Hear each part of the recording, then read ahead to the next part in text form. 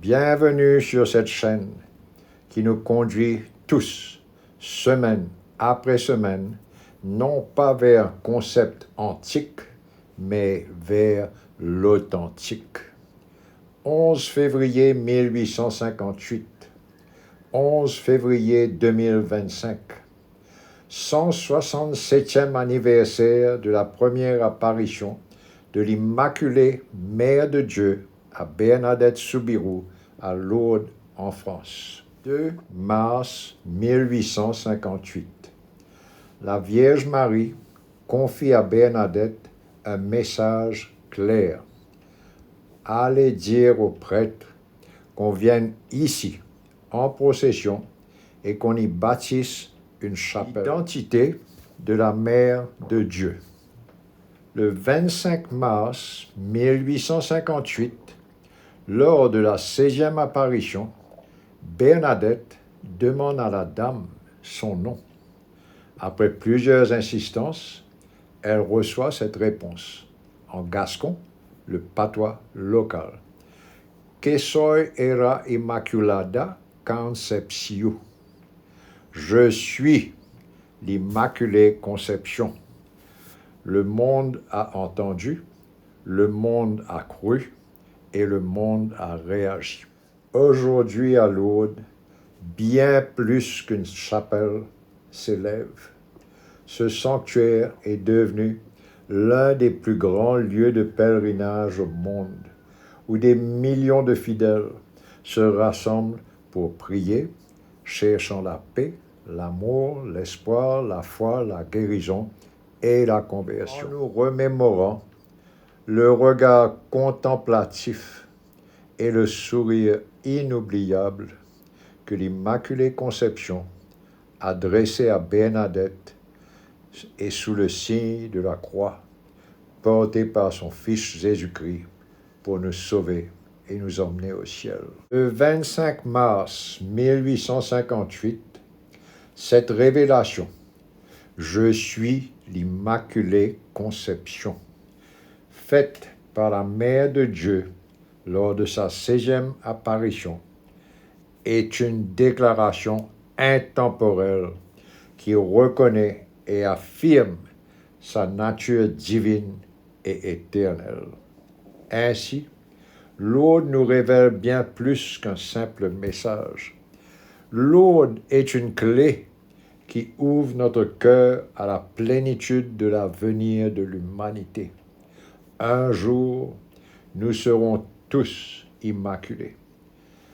Immaculés membres de la famille divine, réunis pour l'éternité autour de Dieu le Père, Dieu la Mère, Dieu le Fils et Dieu le Saint-Esprit.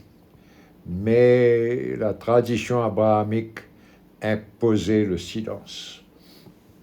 En 1858, la portée de cette révélation, affirmant la nature immaculée de la Mère de Dieu comme une personne divine et consubstantielle au Père, au Fils et à l'Esprit Saint, était si bouleversante que par crainte de troubler les traditions religieuses établies depuis des siècles, les autorités ecclésiastiques ont choisi de se taire sur sa signification éternelle des plus profondes.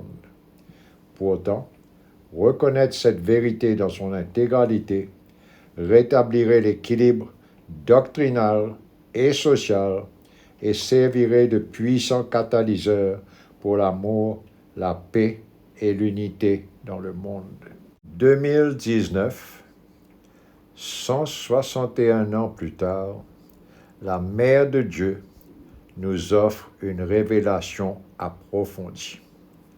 En 2019, sur l'île Rodrigue, loin, bien loin du tumulte du monde, l'Immaculée Conception, la Vierge Marie, la Mère de Dieu, a approfondi cette révélation en dévoilant la quaternité de la famille de Dieu. Une vision sublime et parfaite de l'unité et de l'égalité des 4 membres de l'unique Dieu, formant une famille indivisible où chacun joue un rôle essentiel pour conduire l'humanité vers le ciel.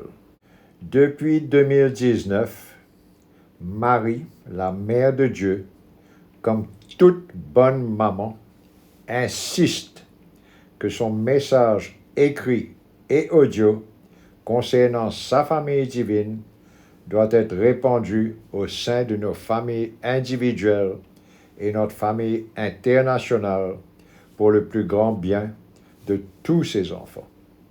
Car pour que la paix règne sur terre, le monde entier doit reconnaître la pleine signification de son identité divine et immaculée de toute éternité, contribuant ainsi son rôle maternel et paisible au sein de la quaternité indivisible de la famille de Dieu, rassemblant consubstantiellement Dieu le Père, Dieu la Mère, Dieu le Fils et Dieu le Saint-Esprit.